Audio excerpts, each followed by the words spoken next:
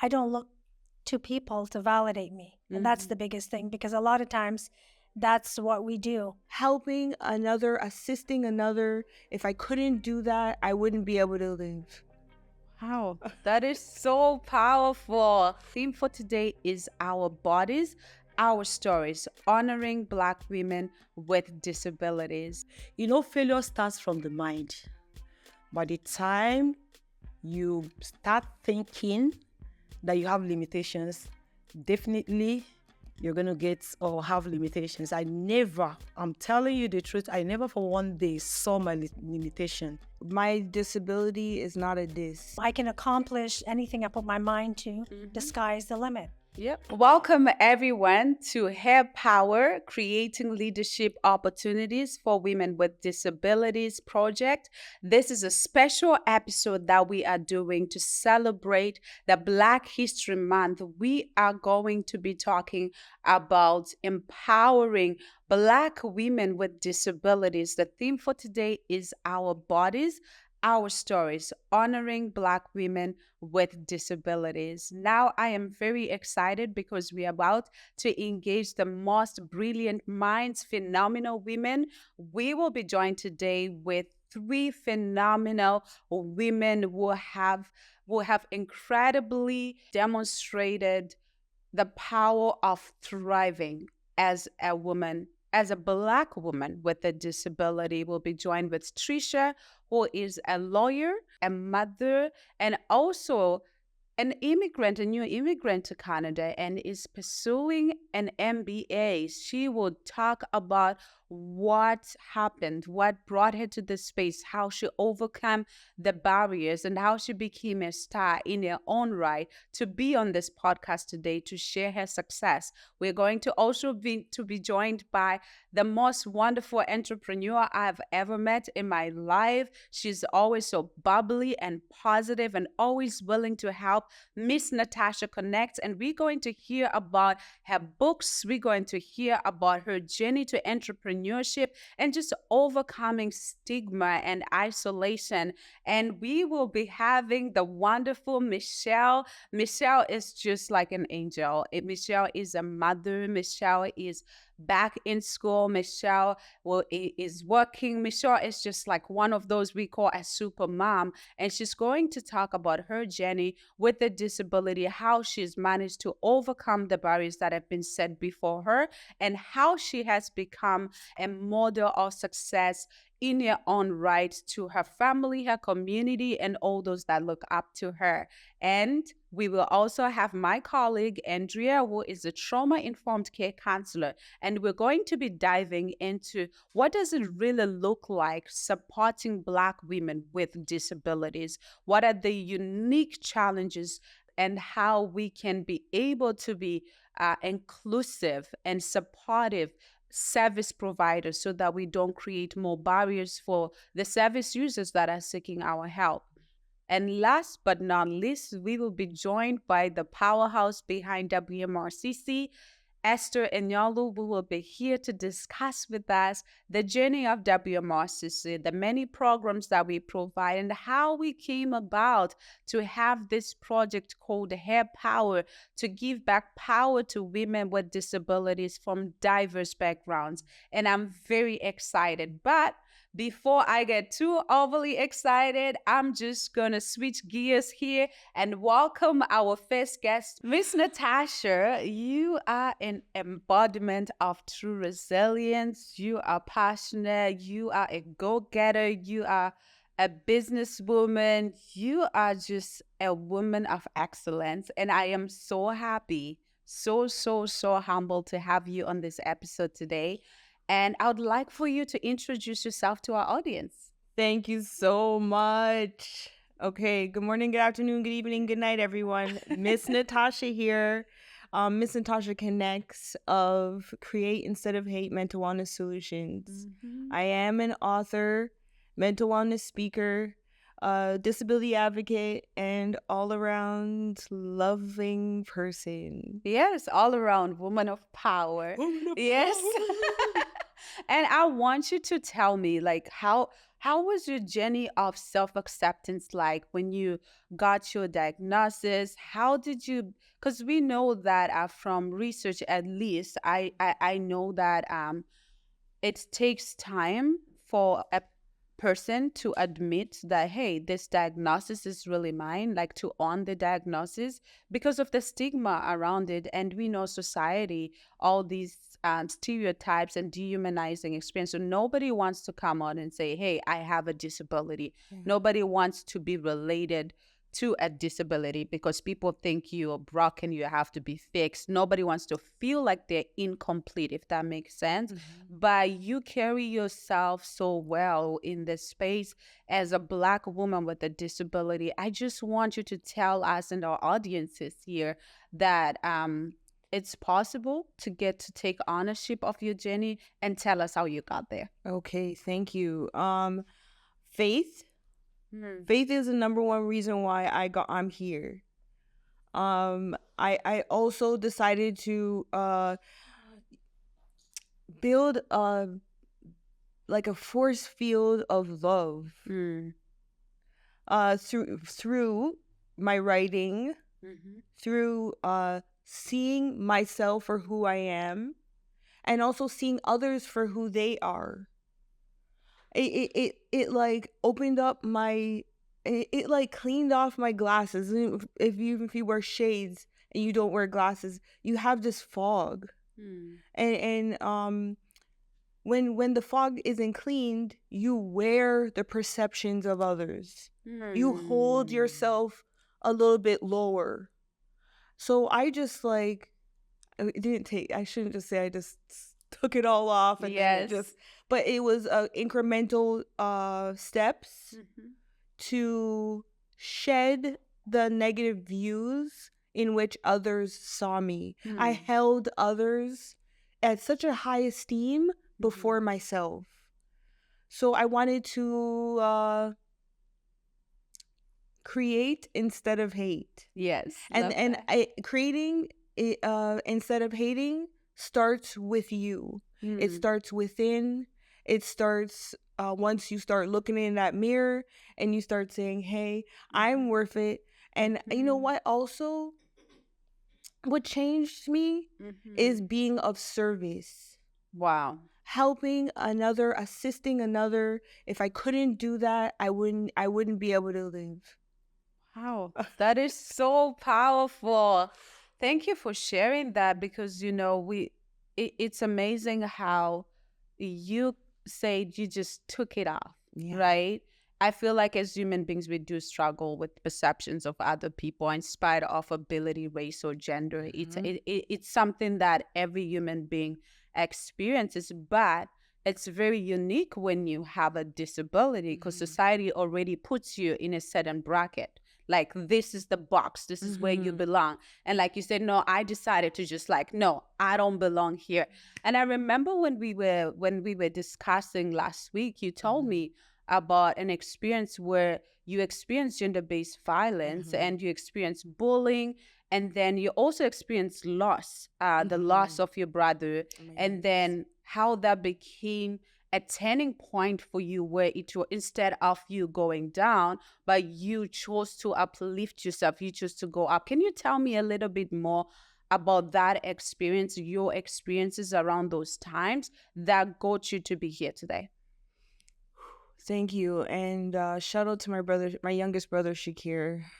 Yeah, fallen soldier. You know, he was the embodiment of joy.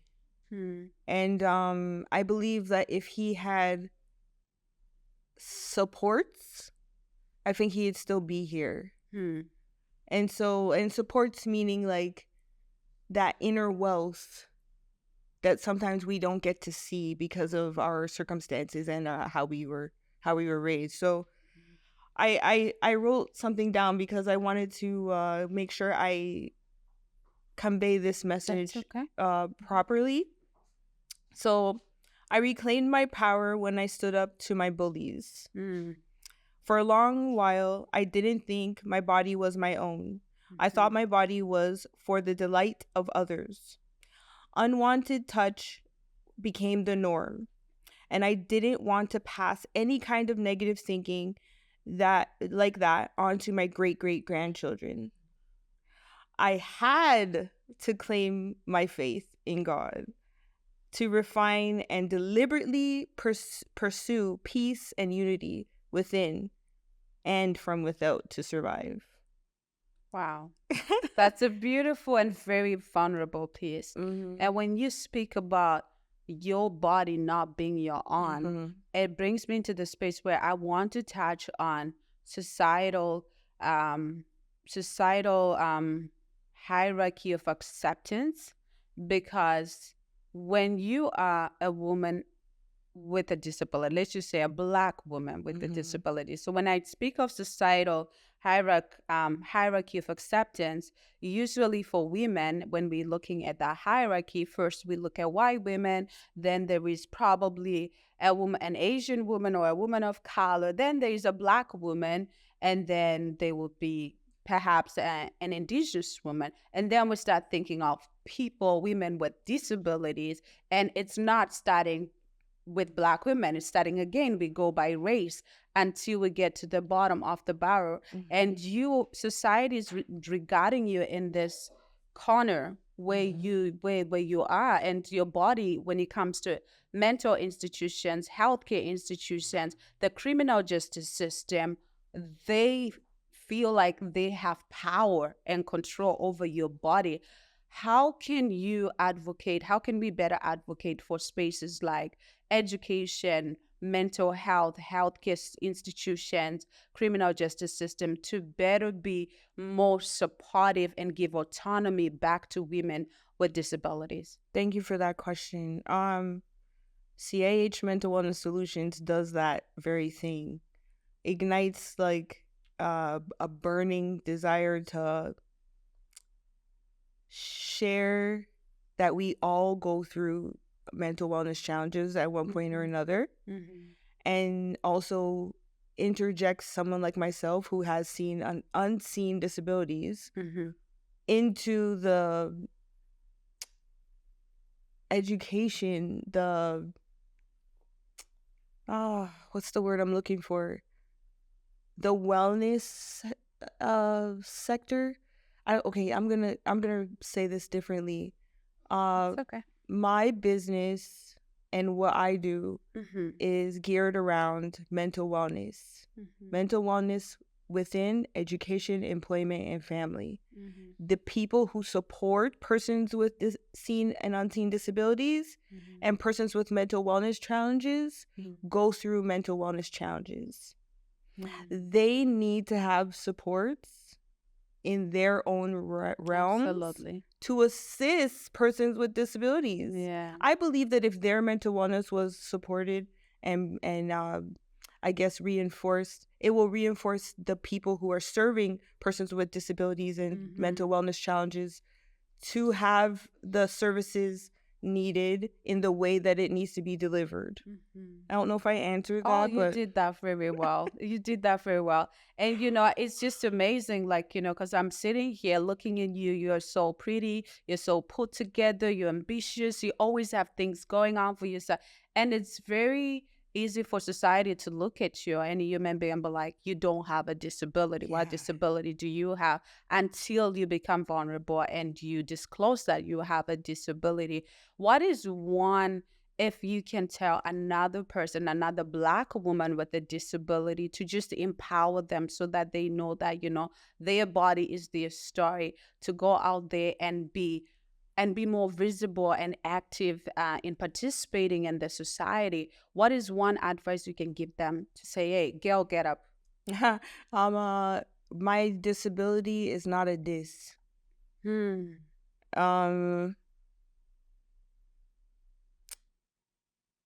And that you're capable, competent, you are wonderful, you are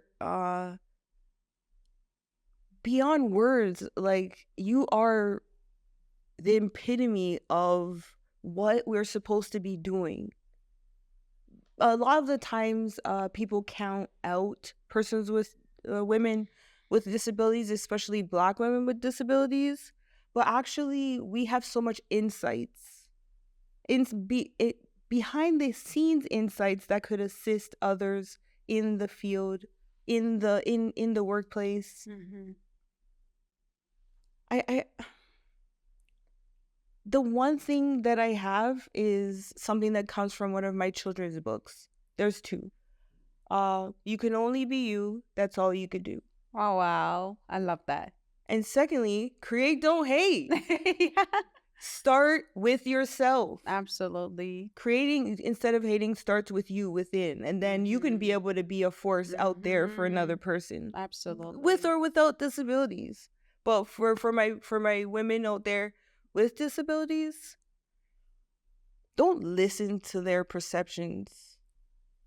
And I say they don't matter.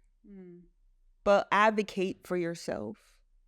And it doesn't have to be loud. Sometimes it could be strategic. You know?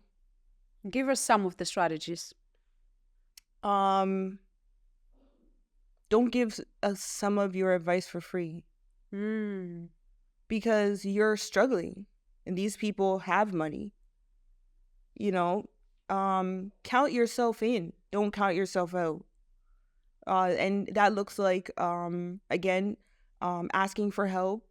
That looks like being confident, and confidence comes from looking in the mirror every day and saying, you got this, regardless of what that looks like. Because I could hop into a room, I could walk into a room, I could listen to what people are saying.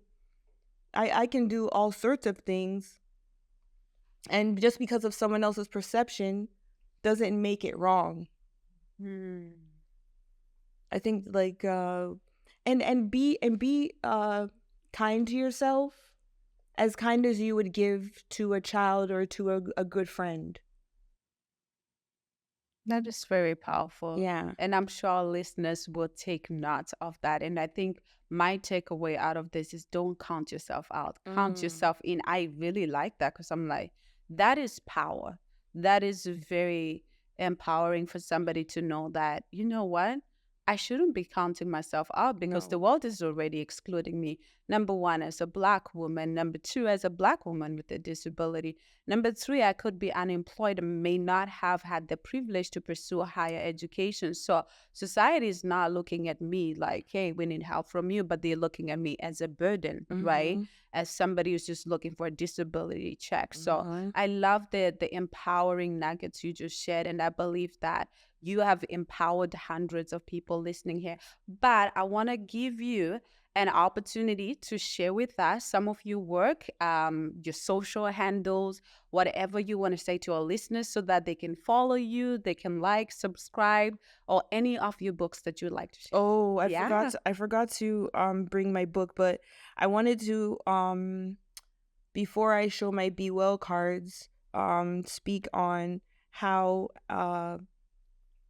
allies could amplify their voice. Absolutely. Our voice. Yes, that's right. And representing fields, excuse me, the expertise. I would love for, I'm losing my thought here, but I would love for our voices to be amplified through utilizing women with disabilities and their expertise, and paying them accordingly.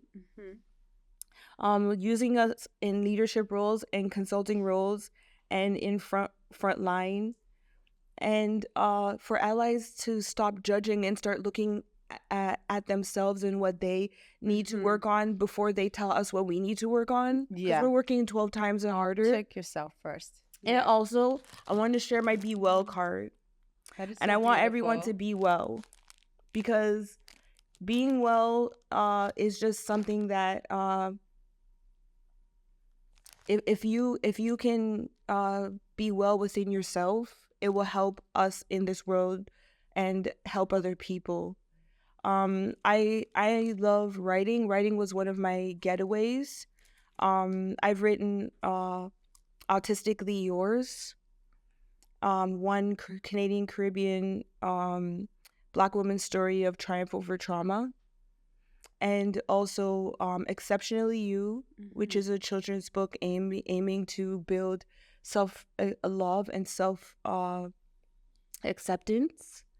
And I just want everyone to remember to create instead of hate each and every day. Absolutely. I love that. And be well. And be well.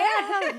And be well. I love it. Thank you again Thank for you. being on this podcast. No Thank you so worries. much for just being always available to make a difference in our community.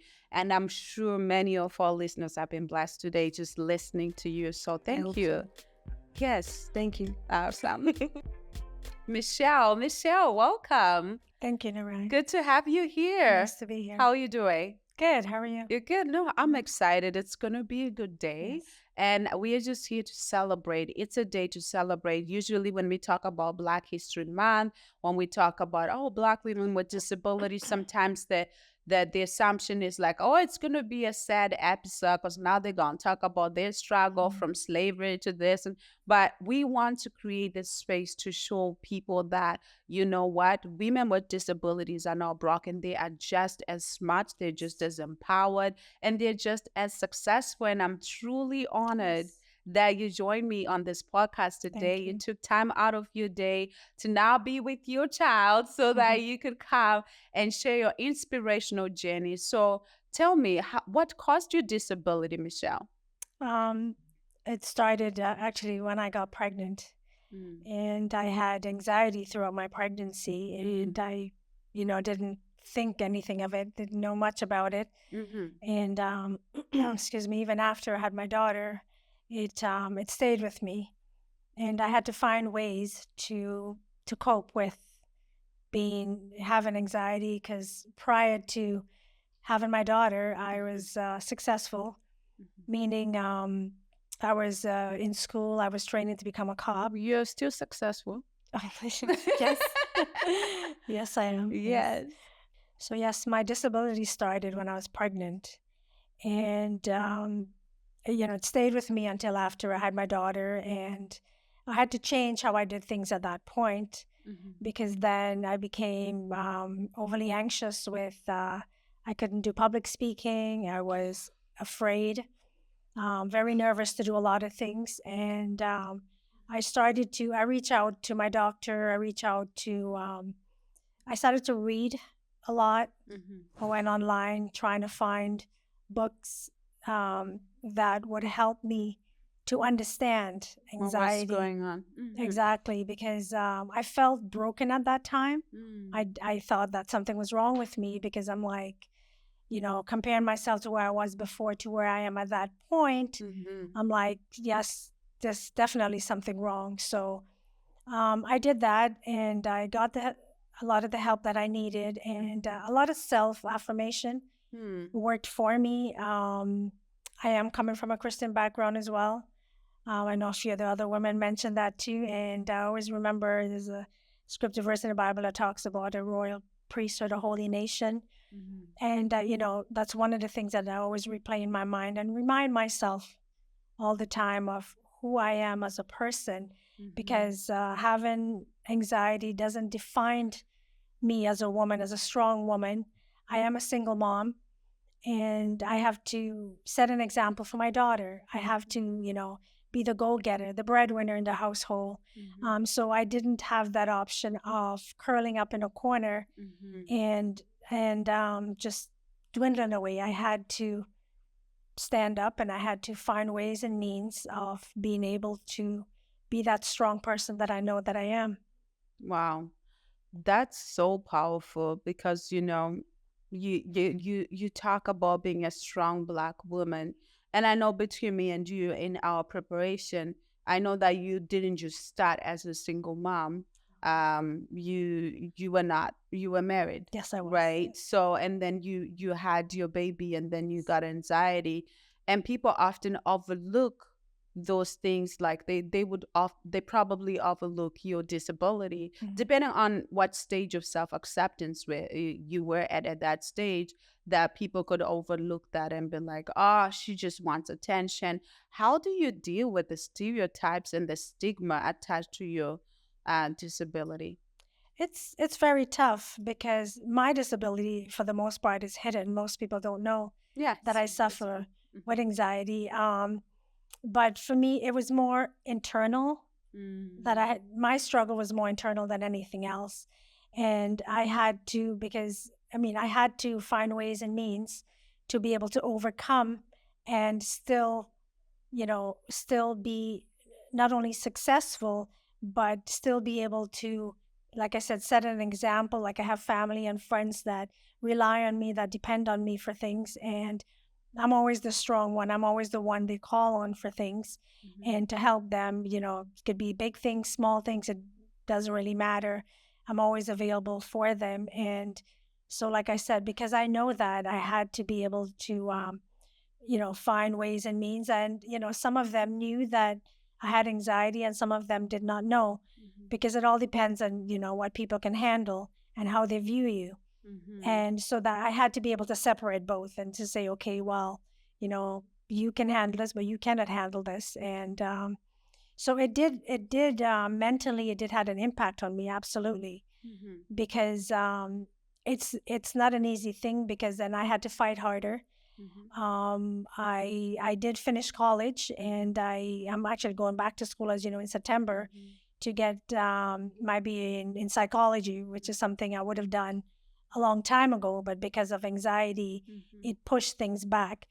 But it's not necessarily a bad thing, because there's a lot of knowledge that I gained having anxiety. I understand what a disability is. I was on both ends of the spectrum. Before I had the disability, I know what it was like, and I know after, and then I can relate to people a lot better. I'm more sympathetic, I'm more understanding. Because a lot of times with people, unless they see a physical disability, they assume that you're okay. They don't understand. And then, I mean, I've had people say things to me in the past, like mean things, and it's like, you don't understand. So you just kind of smile and you just go your way. But you have to build yourself up and be a strong person and know who you are. You know whose you are. And once you understand that and don't allow your disability to define you as a person, that's where you get your strength from. I love that. Do not allow your disability to define you.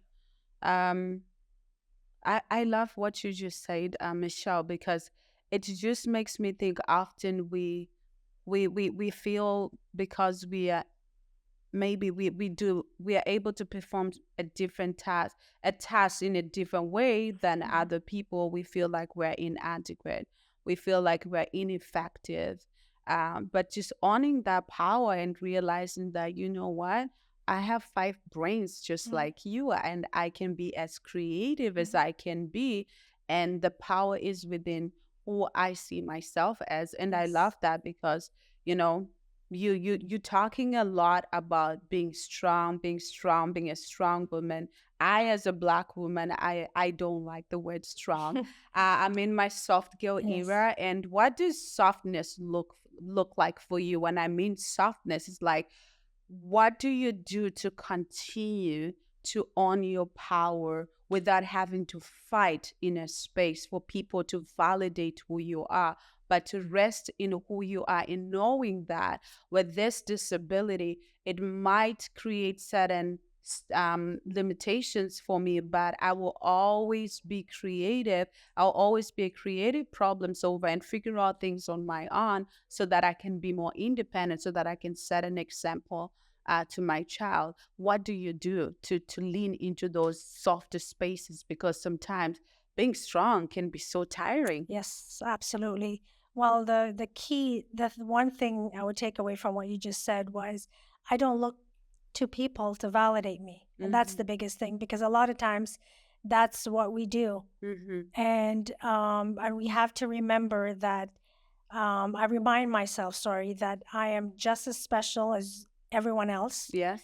I can accomplish anything I put my mind to. The sky's the limit. Yep. And once I remind myself of these things, then, I set goals and, little goals and, baby step. And then eventually and I work my way towards those goals and I accomplish those goals. And for me it may be small, but it's still big. It's a big accomplishment. Yeah. And other people may view it as, well, that's just something minor. Well, that's their No. problem. Exactly. That's their problem. Exactly. So so once I learned that, and then like I said, I Yeah. just it's a constant reminding myself. I Really. like that.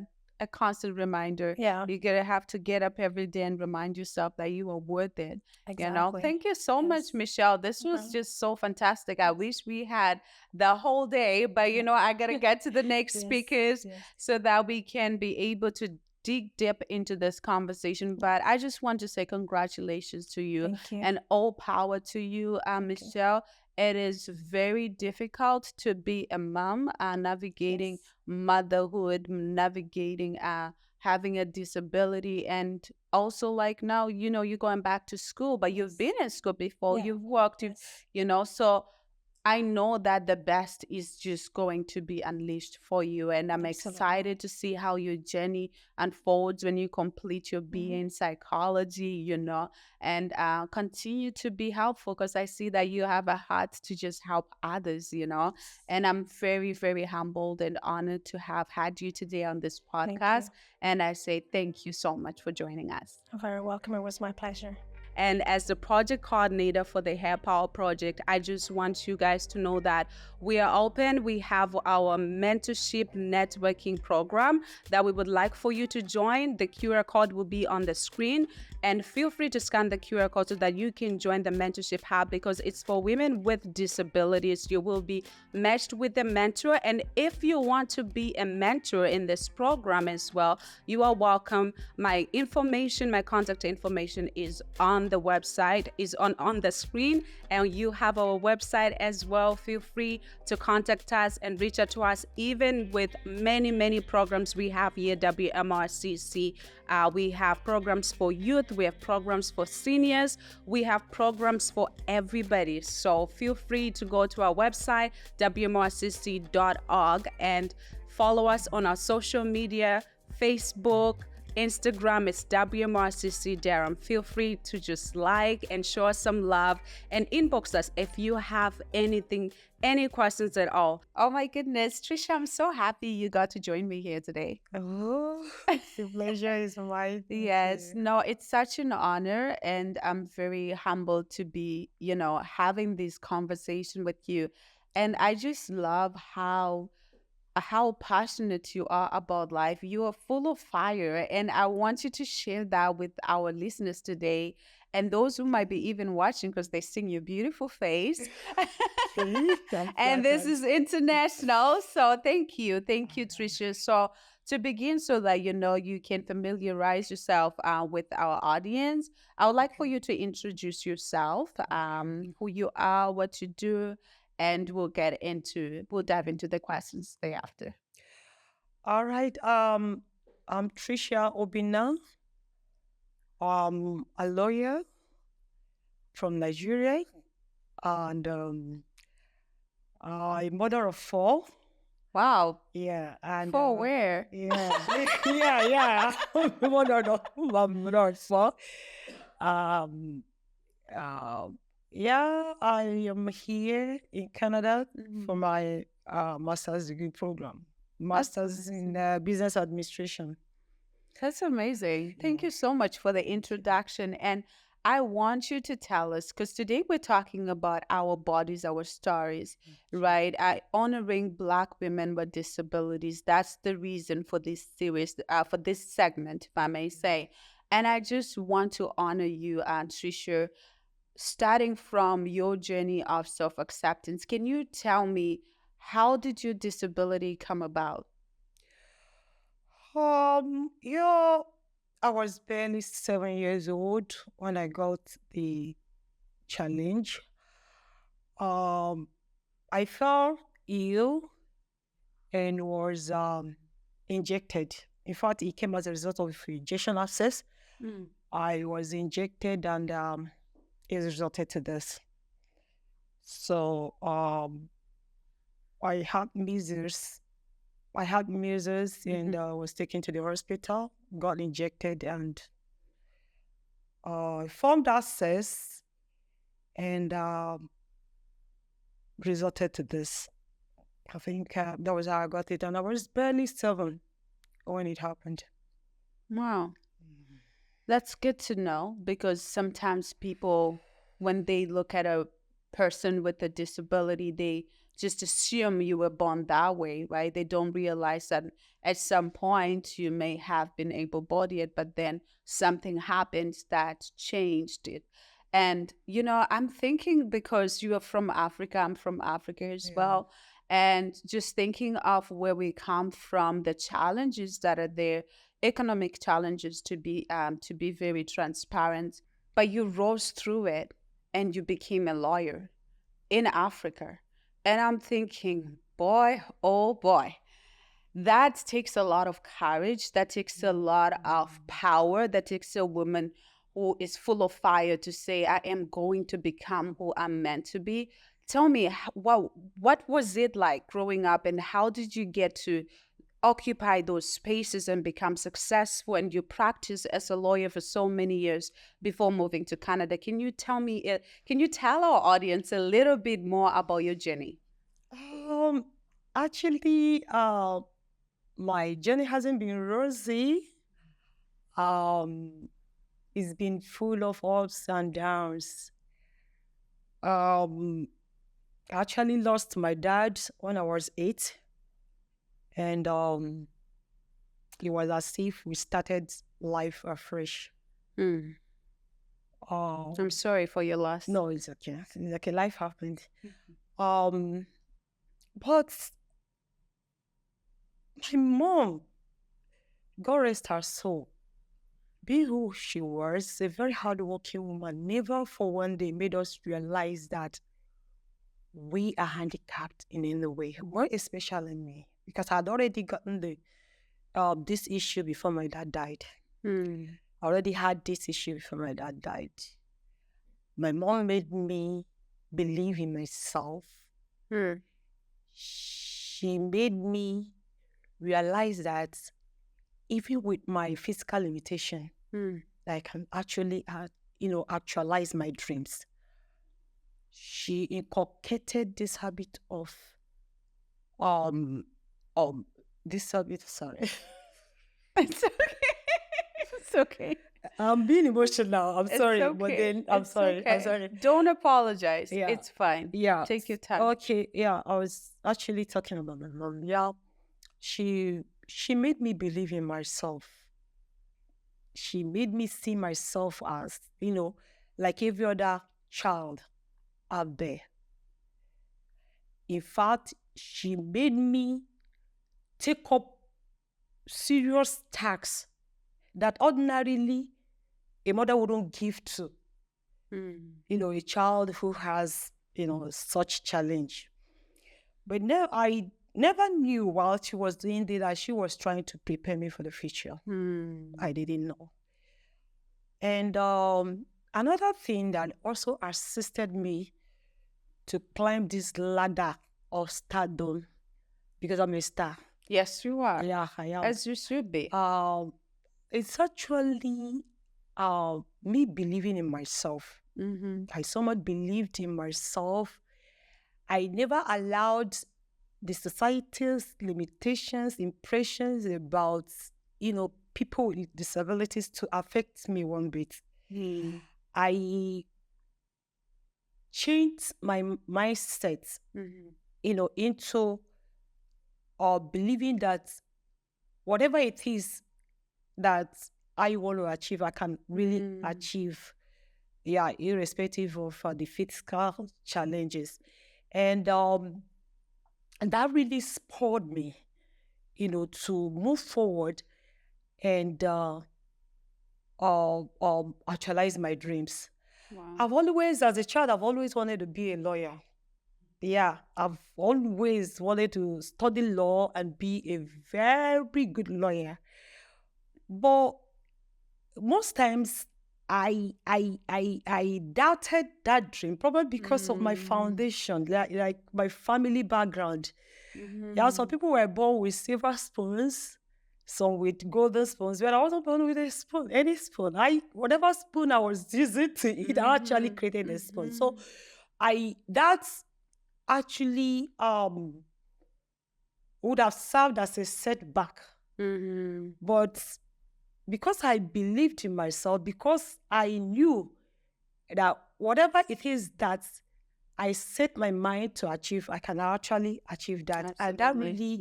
really, encouraged me. Now, I made mention of my mother.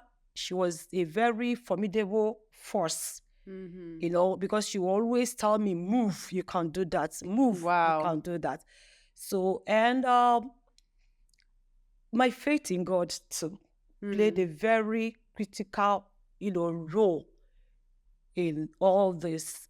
I've always believed, even as a child, that there is this supernatural being up there who oversees the affairs of men, and his plans towards us are way,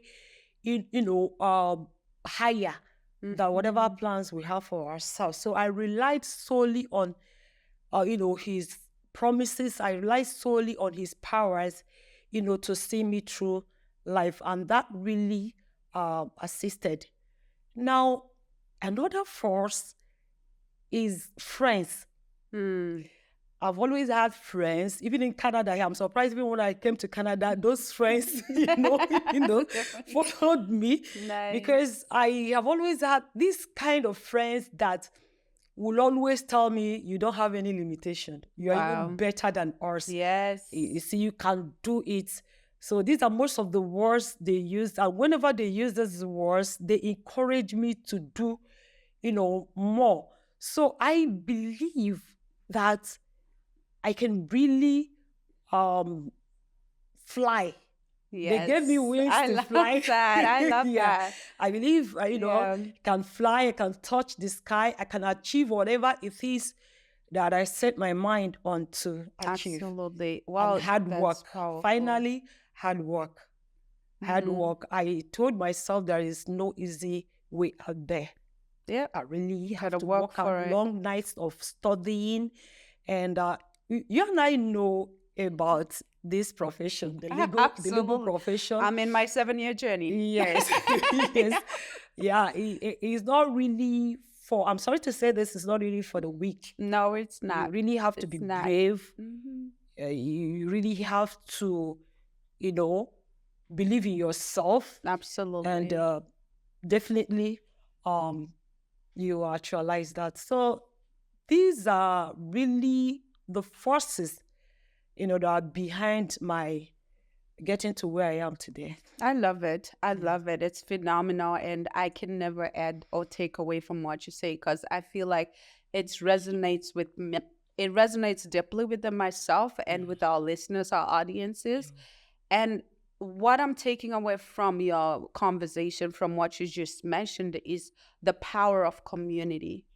Having people who deconstruct these whole ableism ideas, who don't feel like, oh, let me just, you're disabled, but they empower you within your disability and leaving you to say you can, yes you can, you have, and the power of having a supportive household as well. Not a lot of people have that supportive households. You mentioned your mom. What better way to have another Black woman go before you and set an example and pushing you to become the best that you can be, and it's a privilege. And you also came back, so you spoke about household support, supportive household. You spoke about the power of community, and you spoke about hard work, right? You told yourself that you can be a star, and when you started, you said, I am a star. So it starts from within. And I want to talk about that a little bit more, because society, when you show up as a Black woman with a disability, they see more what you lack and not so much of your strength. So I want you to, at least maybe if you can share some strategies with our listeners, like what are 3 things you can tell somebody that's listening to say, you know what, when you show up in your space, when they see you with your wheelchair, when they see you with your crutch, or when they see you limping, they're already thinking you cannot perform, you are inadequate. But how do you show up as powerful? What can you do to take up space and own your own story and own your body? Yeah. You see, I mentioned it here there's this particular eye with which the society sees a Black woman with disability. They tend to portray us, in a negative light, like you are weak, you can barely achieve anything for yourself, and yeah, you're weak. I'm sorry, I'm repeating it. Yeah, It's okay. Yeah, there's this particular eye with which the society sees, a physically challenged person. Because I'm sorry, I don't really like the word disability because I barely use the word. I believe that disability is a thing of the mind. There is actually ability in every disability. Yeah, physically you might be limited, but mentally you're okay. Your spirit is alive and active. It's So, your story. yeah. You got to tell it the way Yes, you experience it. And I exactly. love that you say that. Exactly. Yeah. So there's a way the society sees a person with disability. They see us as people who are weak, who are incapable of achieving anything, and people who are victims of their own circumstances. All those things are there. You can't take them away. But it depends on the mindset you have about these impressions the society is creating about you. I never saw those things. I've always believed in myself. Yeah, there were instances where I was stigmatized, but especially when I was in school, in my university days. You're in a class where almost everybody in the class is able-bodied. And they tend to look down on you, like, what can this one do? What is she doing here? As if there is a particular place, that is meant for people, with disability.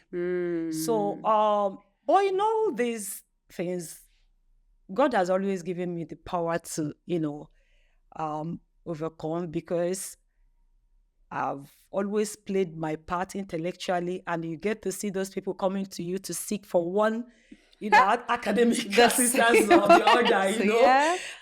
And right from time, when I mean right from time, I mean when I realize I have a challenge, I actually started doing away with self-pity. I hate it. Of course. I was trying to avoid this, but I'm going to do it. Yeah. Self-pity. Yeah. I refused, to dwell in self-pity. I refuse to see any limitation in me. Yes. It actually helped me a lot. Failure starts from the mind. By the time you start thinking that you have limitations, definitely you're going to get or have limitations. I'm telling you the truth, I never for one day saw my limitation. Most times my friends will be asking, do you know you have a challenge? They will ask, do you know you have a challenge? And I'll tell them, I don't see any the challenge. limitation. Yeah. When I was in school, That's nice. when I was in school, let me humble you with this story. When I was in school, I Did you say let me humble you? yeah. Yeah. I understand she just say that, but go ahead. You go ahead, sis. Sorry about that. No need to apologize. This is a safe space. Okay, with Yes, this story, we're sisters. Go ahead. I was, actually, I had male friends, but not like serious male friends. And a friend walked up to me one day and was like, Trisha, why don't you want to have a boyfriend? I said, you like, seriously? I don't want to that doesn't mean I'm not going to get married. But when it is time, believe me, I challenged her. I told her that once I'm done with my university, my law school program, I'm going to get married. And the way I actually said it, how it happened, because it's immediately after my law school program that my husband, came. And I saw him as that person that never, even till today, he doesn't also see my limitations. I told my friend that, well, at the right time, I'm going to settle down. And just like I said it, immediately after my law school program, my husband came. Wow. Now, I didn't, I actually accepted him because I saw the genuineness in him. Because, it goes back to what we're talking about. Because of this stigma, you don't care to socialize. You feel whoever it is, because that was... They're not genuine. Yeah, they're not genuine. Because But now you were like you just finished your whole law school journey. You were becoming a lawyer. Now a man pops up. You're like, man, are you for real? Stay on it. yeah, is normal, because looking at my condition, I felt that whoever it is that is coming to me is just coming to take advantage of me. But I Yeah. saw the genuineness in my husband, and to even crown it all, he told me that he wasn't even ready to go and see my people with me. That I can stay, because then I was in Abuja. I could stay while he goes to visit his people. I was like, okay, if my people, if my family calls me that, someone, came to see them, then I will know he's serious. But I was surprised. Barely 2 weeks after the proposal, I got a call from my uncle that someone actually came to see my hand in marriage. And I was like, wow, this is really, real and serious. So, God has always given me the opportunity, to achieve whatever it is I have to achieve at that point where I have to achieve it. I have never, there has never been a setback, in my journey. I have always achieved. Though initially, I wasn't really sure of what he was coming for. When he declared his intention, to marry me, I wasn't too sure. Probably because of how the society sees us. People who cannot even get married and have children and all that. So that really discouraged Talk me about a it. bit. Yeah, I I wasn't could really... see why. I think if I would have been in your situation, I could see why, how you push through beyond certain barriers to educate yourself. Now you finished law school because you're in university and the men were looking at you like you are incapable. Now you're done. It's like all of a sudden the man is here. What's going on? So I would feel the same. So yeah, go ahead. That was what really happened. But when I saw the genuineness, when I saw the seriousness, well, I decided to give it a trial. And we got married. Oh, congratulations. Yeah, And you have 4 kids after that. Must be a good one. Yeah. Well, thank you so much for sharing your story with me. Your story is a story of fire from within, the things that we tell ourselves, and also the importance of family support. You spoke about your mom, how she just like stood for you, stood beside you, stood in front of you, behind you, everywhere, just to make sure that you also cultivated that self-belief, and how you came to understand that you can be anything that you want to be. And I'm sure this story has resonated with a lot of people, our listeners, our audiences, even myself. As I'm sitting here, I'm very encouraged that, there is no barrier that can ever keep us out. Earlier with Miss Natasha, she was saying that don't count yourself out, count yourself in. And it's the same message that I'm also hearing from you, that, you persevered through insurmountable challenges so that you could be where you are. And it takes a lot. You're a mother of four, you're a wife, you're a mother, you're a sister, you're a friend, and you are a Black woman with a disability trying to navigate now a foreign country, while you're doing your MBA here. And I just want to say kudos to you. Thank you. Congratulations. And I can't wait to see how your journey unfolds here in Canada. So thank you so much for coming onto this podcast. Truly, truly humbled and honored. Thank you. Now we have the wonderful Andrea, who is here with me today and is our trauma-informed care counselor at WMRCC. Welcome, Andrea. Thank you. Yes. It's great to be here. I'm happy you're here. And Andrea, you work with women from diverse backgrounds that we serve here at WMRCC of Durham. And I want to hear more from you today. I want us to unpack how we can come together collectively as service providers and empower Black women with disabilities. And I know that you work at with women who are at the intersections of race, gender, disability, and trauma.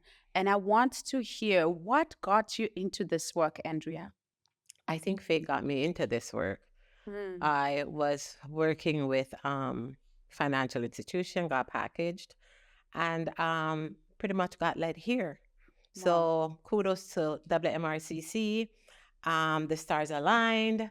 I applied at the right time, and here I am. So thanks to WMRCC for that. But there's And I'm gotta be loving my game. more. There's gotta be more. What led you specifically into the social service space? You spoke about fate, but were there any lived experiences? What was it? Well, not at the time that I was conscious of, but later on. But to my friends and family members, I was always that go-to person. And so, just stepping back after that loss and kind of reevaluating where I wanted to go, with the encouragement of family members and friends, they're like, why don't go there? And so I did. And I was volunteering too at the time as a crisis counselor. Okay. And so that really helped to pave part of my trajectory.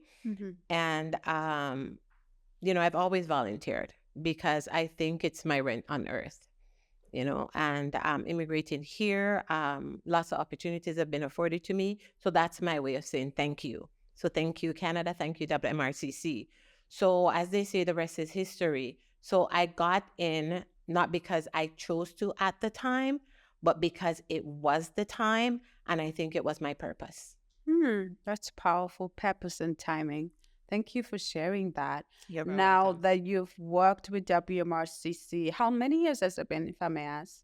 Pardon me? How many years have you been with WMRCC? It's been, I would say, going close to 4 years. Wow, that's a great Going amount close to of 4 time. years. And it's been Yes. an amazing journey. And I just want to say, just to give kudos to WMRCC and my ED, my job as a trauma counselor isn't what I would say linear. I push boundaries, but within ethical and legal guidelines. And so I know I can always count on her for her support. And so that makes me grow as an individual. And I'm also able to show up, and be present for my service Absolutely. users or clients because Yes. I know I have that support. So I think that is really important for any worker, especially if you're in the human Absolutely. services, Yeah. because you take on so much, right? Absolutely. And you Yeah. want to have somebody who's Yes. gonna stand with you. Yeah, and you're constantly doing the work to uplift others, so you need a supportive work environment. And yeah, I can say the same, but I want us to move into maybe unpacking some of those things that I called you to be here with me today. Can we talk for a moment about the impact of trauma on women with disabilities? From your experiences, what are some of the ways that we can foster spaces, us as service providers, that we can foster spaces of healing and empowerment instead of spaces of pity and exclusion, almost like we feel sorry for women with disabilities, because a disability, it's not a sickness that we need to fix and Right. heal, right? Right. So how can we create more supportive and caring environments? I think you touch on a good point. Well, all the points are good, pretty much. But the part about not pathologizing it, because a lot of times that's what we do. Um, I think we need to hear their stories and not take it over. And we also need to understand the difference between empathy and sympathy, because as you say, a lot of times it's not empathy that we're showing, it's sympathy. And they don't need to be Absolutely. feel sorry for. But I think we don't go in and act as if we know what they're going through. You give them that space to tell their stories. Yes. And validate their stories and ask questions. Ask them, what are the needs? How may I support you? Because they know. So you don't go in and you just throw something at them and said, okay, because it's not a one size fit all. Yes. Right? And Yes. something that you probably, like, for example, a client said lighting, which I would never have thought of. Someone said the door, it's very heavy and I have problem with my hands, and even with the lighting, it's because the person has gets triggered by light, Wow, that's powerful. So yeah. Yeah. So we listen to them, we provide that space for them, and we don't act as if we know their stories, because we Love don't. it. Absolutely. No, we don't. Like, I am a Black woman, and I would not want somebody else of any race to come and speak for my story. My experience is very unique to yours, even though we're Right. both Black women, right? Correct. So it's our very stories- important. Yes, Yeah. our story should not be Remember that. homogenized. Yes. Because I could be a Black woman in that social location, but then there's another Black woman with a disability. She's occupying a different social location. Yep. Right? So our stories are totally different, so we shouldn't homogenize it, right? Absolutely. Andrea, you are a powerful woman and you've touched on a lot of things, and you especially giving voices back to women with disabilities, just having them hold their own space, not as informing how they should be. Can you tell me what strategies that you share with Black women with disabilities who come to you for counseling? What strategies do you share with them to empower them and to continue to amplify their voice? So I use quite a number of strategies, but one of the big ones, or two that I use, would be CBT, which is cognitive behavioral therapy. And that's pretty much about, in simple terms, it's reframing how you think.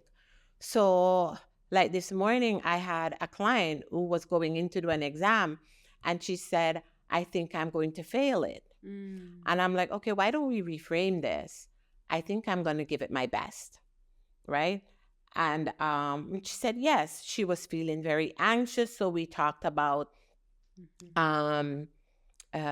coping mechanisms. Nice. So there's something as simple as a rubber band and wearing that and pulling it, because what it is, when a lot of the anxiety happens or triggers happen, it's because they've gone back to the past, but their brain are wired for that because it's their past. Yeah. And so they go back there. And so the brain puts them in a hyper arousal state, telling them danger is imminent, right? And so that rubber band will ground them. Another thing is 5, 4, 3, 2, 1, which is the 5 senses.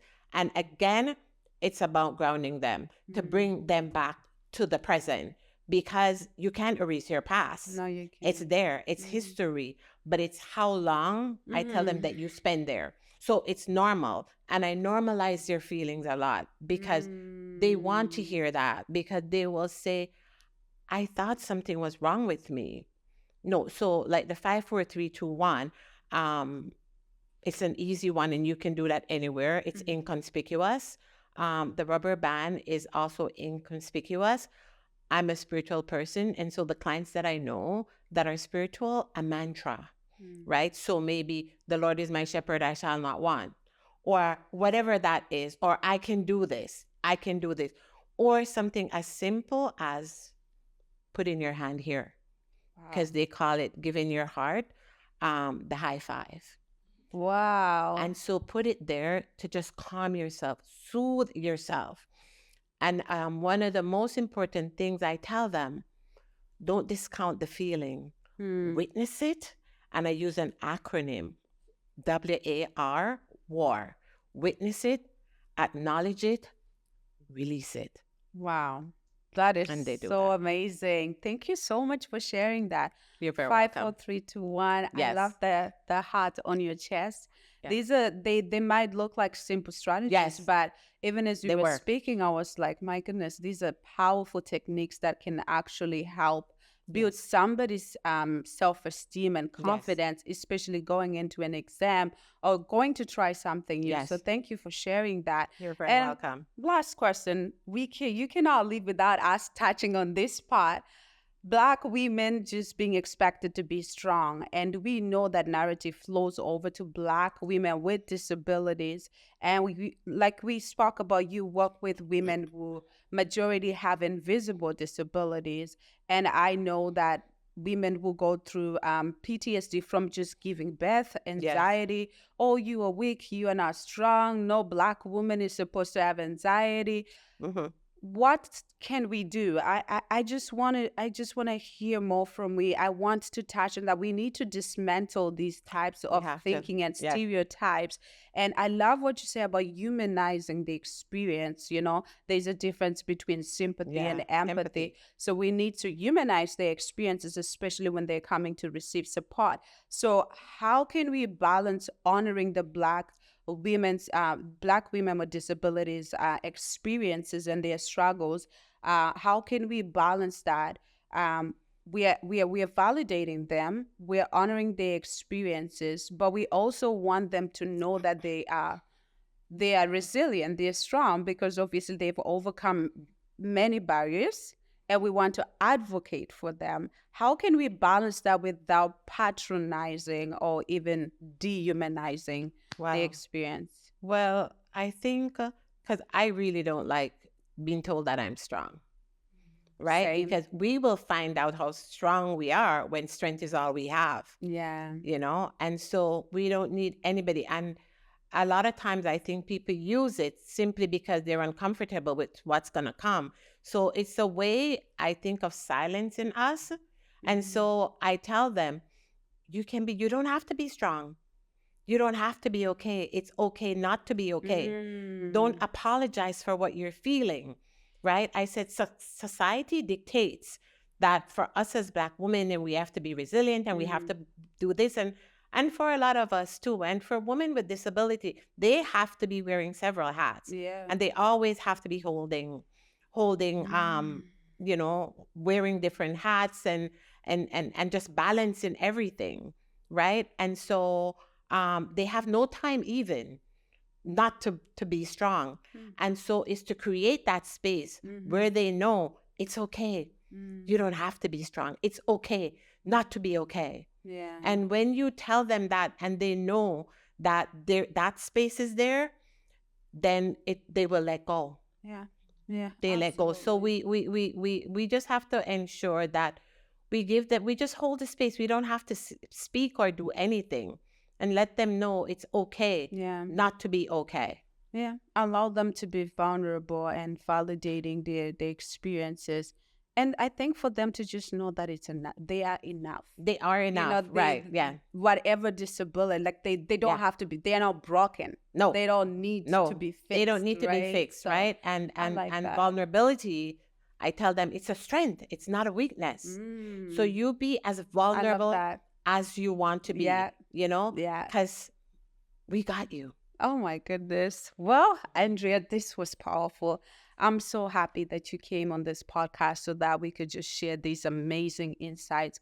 Thank you so much for your wisdom, your professional expertise. We are very lucky to have you here at WMRCC, and especially you taking part in this project, Help Power Project, just empowering Black women with disabilities this Black History Month. Thank you so much. Thank you for having me, and I hope I'll be invited again. Yes, you will. Take it. Finally, we welcome Esther Enyalu, our Executive Director, the powerhouse behind WMRCC. Welcome, Esther. Thank you so much, Nara. I am happy to be here with you. Yes, I know you had a very busy schedule, but we truly appreciate you making the time and making the space to come and do this Black History Month celebration that is centered on Black women with disabilities to talk about our bodies, our stories. And you are here to just maybe give a perspective based on how the organization has supported women with disabilities in the past. And to start with, I would like to ask, out of the many programs that WMRCC have served our community with for over 30 years, what inspired you to have a project like Hair Power to create leadership opportunities for women with disabilities? What was the switch for you? What happened? We want to hear more about that. Wow, that question is loaded. You can break it down, take your time. Yes, well, as you know, Women's Multicultural Resource and Counseling Center of Durham is a registered charitable organization dedicated to providing trauma-informed care, counseling, services, and programs to women of all ages, youth, children, women living with disabilities, newcomers, immigrants, and women from all walks of life. As long as you identify yourself as a female, you are eligible to receive services from the organization. And over the years, the organization has implemented numerous programs and services to support them and to meet the service needs of these women, youth, and children from diverse backgrounds. Her power now, creating leadership opportunities for women living with disabilities, is one of the recent initiatives WMRCC of Durham is undertaking. WMRCC, through this program, is trying to raise awareness, advocate, and to help advance women's economic security and prosperity through systemic change. We will continue to work to make sure that the system works for everybody. Yes. Through different initiatives we are implementing, including advocacy work. Specifically, this project will increase leadership and economic advancement opportunities for women living with disabilities by improving employers' understanding and implementation of diversity, equity, inclusion, and social justice policies and practice. So we want to make sure that this particular population, we see a lot of women living with disabilities through our different programs. So we want them. It is so difficult, it is so challenging to be a Black woman, indigenous woman, racialized woman, to also live with disabilities. It increases a woman's vulnerability to abuse. It increases a woman's vulnerability to discrimination. People see you, they judge you, looking at you, without even giving you opportunity, just like what Krisha was saying. See me, see judgment. You know, people see you, they make judgment, you know, about whom you are, your capability, without even giving you opportunity to prove yourself. So this is what this initiative, and I'm so passionate about this initiative, just like other initiatives that WMRCC implements in the community to support vulnerable members of our community needing such support. Absolutely. And I love your fire when you start talking about making sure everybody is included, right? And it's very important when we talk about inclusion, but sometimes the word is just almost like used for the sake of getting funding just as a word we use in diversity, equity, and inclusion strategies for the sake of, but people don't get to do the work. And WMRCC has taken a step further, like you mentioned, to say, hey, we want to make sure that we have a specific, particular program that is catered to the unique experiences of women with disabilities. Exactly. And let's talk a little bit more, Esther, about Black women with disabilities, because this is a Black history event to celebrate their journeys, their story, their resilience.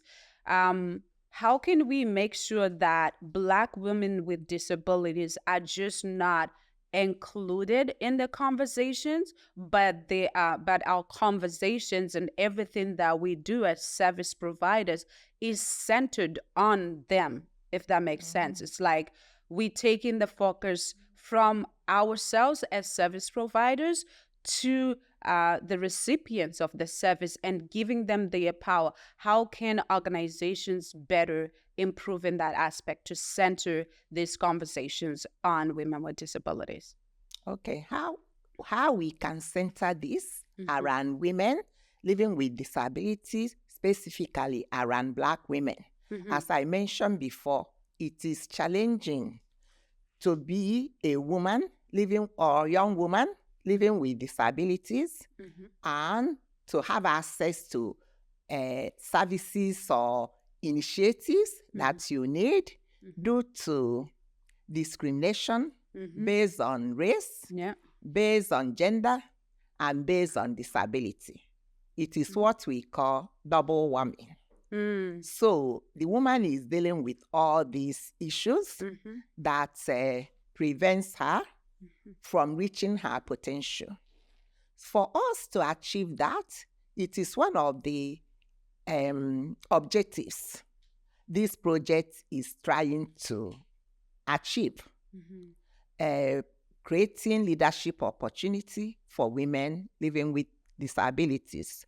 And for the fact that this month is Black History Month, we are focusing on Black women living with disability. Do you know how challenging it is to be a Black woman, to live with disability? You are dealing with so many systemic barriers. Compounding factors. Okay? So, intersectional factors. Absolutely. You know that woman needs to deal with. And when we talk about disabilities, we are not only talking about physical, there is also intellectual disability. There are disabilities that when you see somebody, you can pick on it. Oh, this person is on wheelchair or working with crutches, but there are some invisible disabilities that we don't see until somebody opens up and says to you, oh, do you know that I have hearing impaired? I have eye challenges. I have this. So we need to sensitize ourselves around that. And women living with disabilities, including Black women, need to be in the center of everything. They need to be included. And not only being included, they need to be given power to contribute to decision making. Because one thing is you are including me. And when I arrive at the meeting, are you giving me equitable opportunity to contribute to the conversation? They should be leading the conversation. They should be educating us about their needs and how they want us to perceive them and treat them. Absolutely. Okay. And I believe that's why we are having this conversation, right, Esther? And as we have done today, we have invited women with lived experiences so that they can champion the conversation, so that we don't patronize the same service users we're trying to empower, but to say, hey, you are the one that has the story. You are the one that has power over your body as a Black woman with a disability.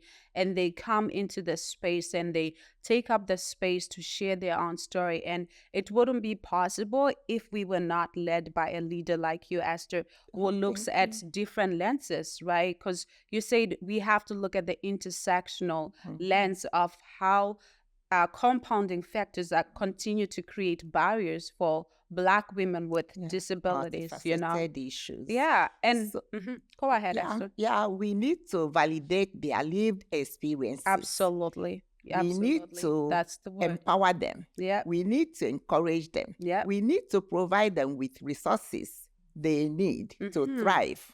So, Well, you going forward, because I don't know if you were thinking in my head, taking my notes, but I was about to ask, because you're a Black woman as well, Esther, with an intersectional perspective of you being a black immigrant. You're Black, you're an immigrant, you're a woman, and you're also a mother, right? You're a wife as well. You play different roles to the society. You're a community organizer. You're an ED. You're a sister. And all of those spaces you occupy, they have their own challenges, and there's a different Esther that almost has to show up in those spaces. And you know the barriers that you have faced. What can you say to empower Black women with disabilities to say who may not feel seen or heard, or they don't feel validated by the organizations they go to seek help from? They're mostly seen as statistics, like, you know what, we need to, just as a number, but they're not validated as human beings that have something to give. And they almost like put in a space where they just have to survive and not thrive. What can you say to encourage Black women with disabilities listening today? I will tell them the same thing I say to myself, the same thing I say to the women, youth, children who come to us for support, my friends, my family, my children, anybody around me. You need to be yourself. So we shouldn't be leaving ourselves at the door when we get somewhere. You have to bring yourself into a room as you are. And if you feel that the environment is not safe for you, you don't need to be there. Remove yourself from such environment that is not safe for you. And you don't let people to intimidate you. You need to value yourself. Absolutely. Be yourself. Be intentional. Say what you see. Okay? Express yourself. It is only you that knows your need. So you have to let people know what your needs are. You need to educate them about you for them to understand you. And if you're looking for a job, or if you get a job and you know that that environment is not conducive for your functioning, talk to your management team. Tell them, request what you need to make the environment to accommodate you. So be yourself. Don't suffer in silence. So that's the advice I am leaving to them. That is powerful. Yes, powerful words coming from a powerful woman. Esther, you are successful. You're an embodiment of a woman that has, not only become successful in her own journey, but over 30 years, almost 40 years, you've been championing women's issues to make sure that women feel empowered. And today you've just come here and graced us with your wisdom and your knowledge as to how we can continue to create spaces where Black women with disabilities can continue to thrive. And for that, I say thank you, Esther, for your leadership, for your continuous advocacy for all women.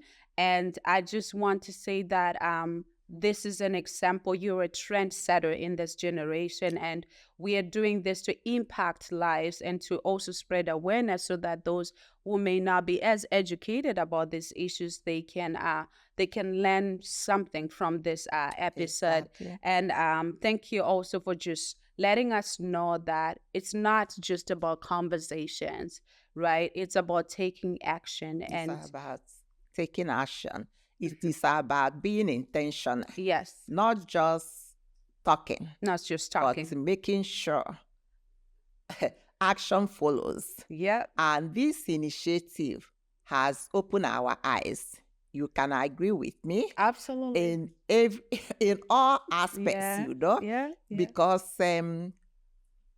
sometimes you think, oh, you already know it all, Yes. but when you start implementing an initiative, it's like it's widening your I'm scope learning and every day. exactly opening your eyes to so many other things that you didn't even put into consideration. Absolutely. You know. And can I say something, Esther? Sorry, I cut you off there because I want to mention this as a disclaimer, even on this podcast, that today I learned that when we say women living with disabilities, it's actually disempowering. Apparently, it's not the right language we should use. We should use women with disabilities. As well as reading my research, I was like, oh my goodness. Now that means I'm going to have to change my banners. I'm going to have to let Esther know, because we want to make sure that even when we show up in these spaces, we are continuously being educated and putting the education in place so that people can see that we are here to learn and we're here to empower, if that makes sense. Language changes all the time. Sometimes you can't catch up. Language changes all the time. Yes. Just like equity seeking communities. Some people started equity deserving. Then some people are saying everybody deserve equity. So we are going back to equity seeking, you know. Yes. So the same thing before they will say, oh, people with handicapped, people with physically challenged. Then people will say to you, I'm not physically challenged. So then we went with people living with disabilities. Or they say, no, people with disabilities. Then the language says, oh, people with disabilities not correct. It should be people living with disabilities. So, okay? No. Language is evolving, you know, all the time. It keeps changing. Yes. So, well, all along I've been using women living with disabilities. Even in my writings, when I do proposals, I put women living with disabilities. So now we are going back to women with disabilities. Women with disabilities. Because it's identity first, apparently. I know it's funny because in our previous, when Tricia was speaking, she said that I don't like the word disability, right? So she doesn't identify with a disability, which is also another identity, how you can be identified. So there are variables, there are nuances in the language. Yes. Experiencing something we tell you how to identify them. Yes. So whatever is said, we are going with it. That's what we go with. We are learning from them. Absolutely. They are our best teachers because they are experts in the issues, imparting them. So I respect that. Yes. Well, thank you, Esther. You're always so humble and so amazing. Thank you so much again for just being on this podcast today.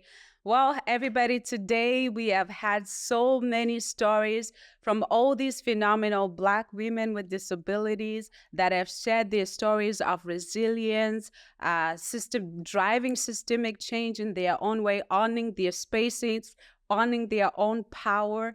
And we are just here as my name is Nurai again, and as the project coordinator for the Hair Power Project, I just want you guys to know that we are open. We have our mentorship networking program that we would like for you to join. The QR code will be on the screen, and feel free to scan the QR code so that you can join the mentorship hub, because it's for women with disabilities. You will be matched with a mentor, and if you want to be a mentor in this program as well, you are welcome. My information, my contact information is on the website, is on the screen, and you have our website as well. Feel free to contact us and reach out to us, even with many programs we have here at WMRCC. We have programs for youth, we have programs for seniors, we have programs for everybody. So feel free to go to our website, WMRCC.org, and follow us on our social media, Facebook, Instagram is WMRCC Durham. Feel free to just like and show us some love and inbox us if you have anything, any questions at all. Today, I just want to say thank you to each and every Black woman living with a disability that showed up in this space. Thank you to Michelle. Thank you to Trisha. Thank you to Miss Natasha Connect. And most importantly, thank you to my colleague, Andrea, who was here, the trauma-informed care counselor, who shared with us insights on how we can continue to empower the women that we serve. And most importantly, our executive director. Majority of people are always so busy because they're EDs, they don't make the time for these things. But Esther is truly an example of what true leadership looks like. She always gets dirty, she gets in the mud and into the work with you. And for that, we are very blessed with great leadership here. Until next time, thank you for joining this podcast. Take care. Take care. Before we go, Esther, I am the one who's closing. oh, I'm so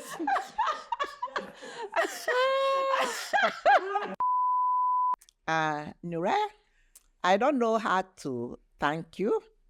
You are another powerhouse. And I want to appreciate you for the work you've been doing with this project. You work so hard. It's like she's organizing events on a weekly basis. She's never tired. And I want to appreciate you. Thank you. Okay? You keep it up. Yes, keep it up. I appreciate you. I appreciate all the work and the network you've been doing with this initiative. So on behalf of the board and myself and all of us, thank you. And I want to also thank the women who showed up today. Thank you all.